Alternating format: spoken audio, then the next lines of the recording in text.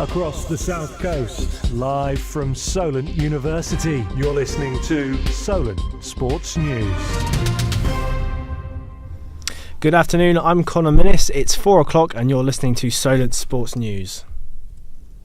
The CR7 saga continues as Manchester United are exploring ways to terminate Cristiano Ronaldo's contract and have appointed lawyers to sue the forward in response to his fierce interview with Piers Morgan. The 37-year-old went all in at United, taking shots at the club's hierarchy, manager and infrastructure. In the wake of Ivan Toney's betting scandal, our reporter Daisy O'Reilly took a dive into the world of gambling in sport.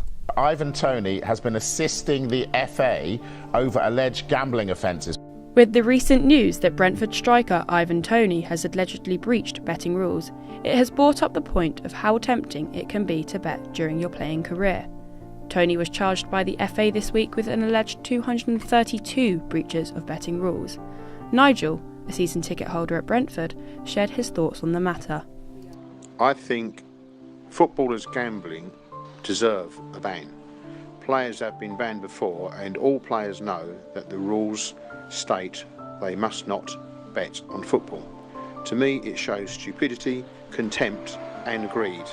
Toney has until the 24th of November to respond to the charges, which involve alleged breaches of FA Rule E8, which bans players from betting on games or sharing privileged information for the purposes of betting. Paul Merson is one of the most outspoken sporting figures when it comes to gambling addiction. The former Arsenal man opened up on Harry's Heroes, a 2019 ITV documentary about how his addictions affected his playing career. When you want to get drunk or you want to get high, you have to put stuff into your body. If you don't pick up that first drink, you're never going to get drunk. When you've had one, cannot stop. Gambling, you don't have to put anything into you. You don't have to put it in. It's there. You know, it's just a weird feeling, and when it gets hold of you, it just grips you. A worldwide ban on betting on football was introduced for all those involved in the game at Premier League, English Football League and the National League. Without these rules in place, athletes in sport may feel the temptation to start gambling. Bath rugby player Louis Baker explains the influence that betting would have on his game. As a player, we betting on ourselves, we'd be able to make quite a bit of money out of it because we'd all be able to influence how much money we'd make from the bet because we'd be able to affect our own performance by playing better or worse. It goes without saying that gambling remains a huge problem, not just in a sporting sense. According to casino.org, the USA as a nation will bet a total of $1.8 billion on the upcoming Qatar World Cup this winter. If you feel you are getting heavily influenced to bet regularly, then seek advice from your local gambling support organisation.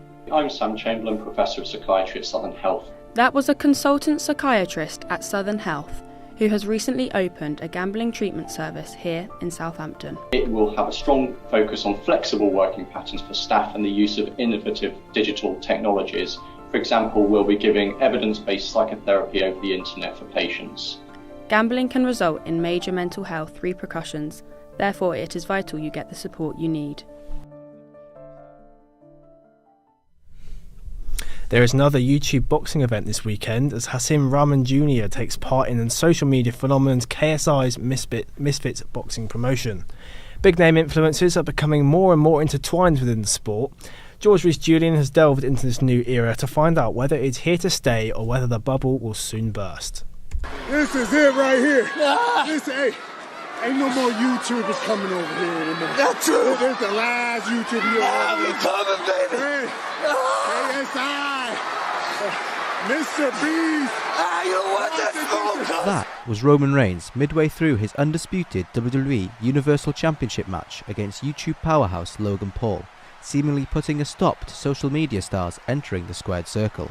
But following the debut of his brother, YouTuber turned boxer Jake Paul, and the rise of social media stars successfully stepping into the sporting realm, that trend doesn't look like it will end anytime soon, with clips of Reigns and Paul's bout from Crown Jewel earlier this month having already totaled over 100 million views.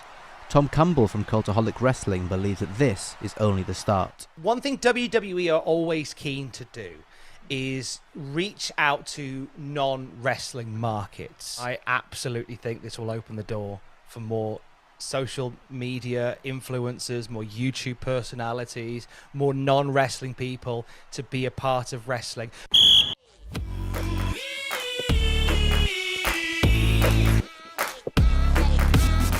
The world of football and its long-standing traditions couldn't be more different to the showbiz of professional wrestling. But there is one Football League club hoping to learn a thing or two from sports entertainment. Breaking news, Toby Jizzle from the Sidemen is set to join a training session of Crawley Town and could feature in their FA Cup match. The world of social media was set ablaze when struggling League 2 side Crawley Town announced that they would be inviting YouTubers Toby Brown and his brothers Manny and Jed to train with the club. What the hell has gone on here?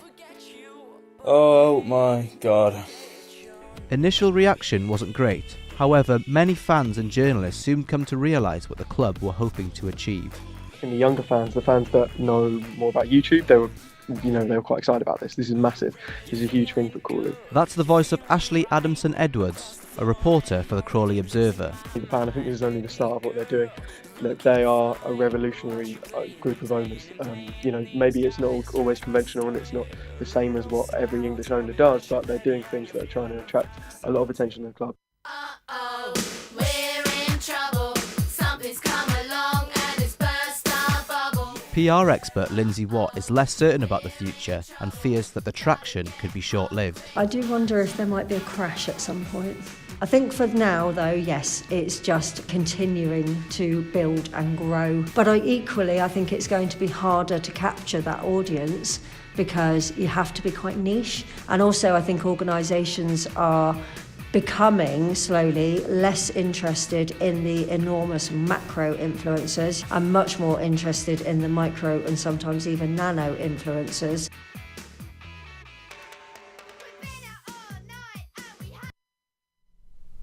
If you missed our 3 p.m. bulletin, we spoke to Fraser Day about the work being done by the Elite Sports Group.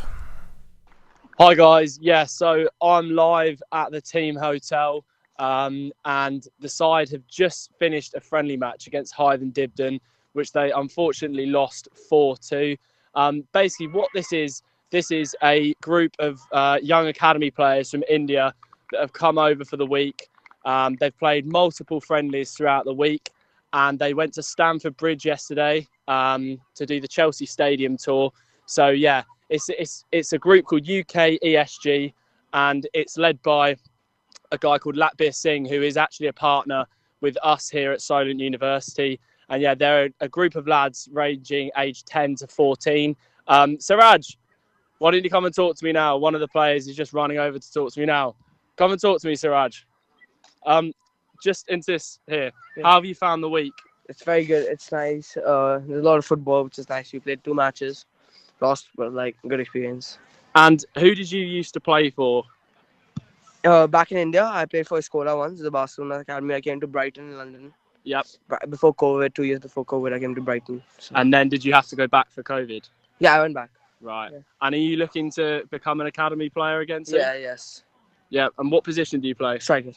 Yeah. Brilliant. Thank you, Siraj. So that was Siraj. He used to play for Barcelona Academy and Brighton and Hove Albion Academy before he was forced to go back to India due to COVID. So it's been great experience for some of the lads. Some of them have only recently started playing football. And many of them have got hopes and dreams of becoming academy players. And it's been a really good week for them to mix with some young English players. So yeah, I'll go back to you guys in the studio. On to Formula 1 now, and free practice 1 and 2 have been run today. And we have our very own Josh Mann in the studio with us. Josh, can you tell us the latest? Cheers, Connor. Yes, so practice 2 has been gone in Abu Dhabi, and news is that Max Verstappen is the fastest, just ahead of George Russell with a 0.341 advantage. Verstappen obviously did not take part in the first practice due to rules, meaning Red Bull had to comply and let test driver Liam Lawson have a go in there. Russell was only just behind Verstappen, so going into the race, it does look like the Red Bulls are going to be the fastest and the more dominant. And obviously, it's a year on since that infamous and controversial title-winning race for Verstappen in Abu Dhabi, where he pipped Hamilton after the safety car came in on that final lap. And, well, some Mercedes fans obviously still not over it, but Verstappen obviously is the world champion again, comfortable advantage. He won it back a couple of races ago. So the race won't have a whole lot riding on it, as well as Red Bull have also secured the Constructors' Championships. But nevertheless, Verstappen has the advantage going into qualifying tomorrow, and we will see then how things will pan out. Obviously, going back to last year's final round in Abu Dhabi, do you think that we're going to see that same thing happen again this year? Obviously, the pressure's off Verstappen. He's already got the championship. The car looks a lot better than the Mercedes this year, but I think the fans are going to be interested, especially those who have come through Drive to Survive. They're going to be interested to see if last year's fireworks are going to happen again this year. It's a very good point. Obviously, fans, especially the newer fans who have come through Drive to Survive, will be eager to see that. In the last race out, obviously, that George Russell won in Brazil, Mercedes did look very good, and it could show that they're going to be a much stronger car and challenge Red Bull next year. So there's definitely a chance it could happen. Again, it all depends on what happens in qualifying tomorrow to see how far up they will be compared to Verstappen. But yeah, I'm sure it's definitely something that everyone wants to see again, especially after last year. And finally, Josh, your predictions, top 3 this weekend? I'm going to go Verstappen, Hamilton, Russell. Thank you very much. That was Josh Mann here in the studio with us. So thank you very much, guys. That's all for us for now. I'll be back in an hour. Remember, if you can keep up to date on our website, solentjournalism.co.uk.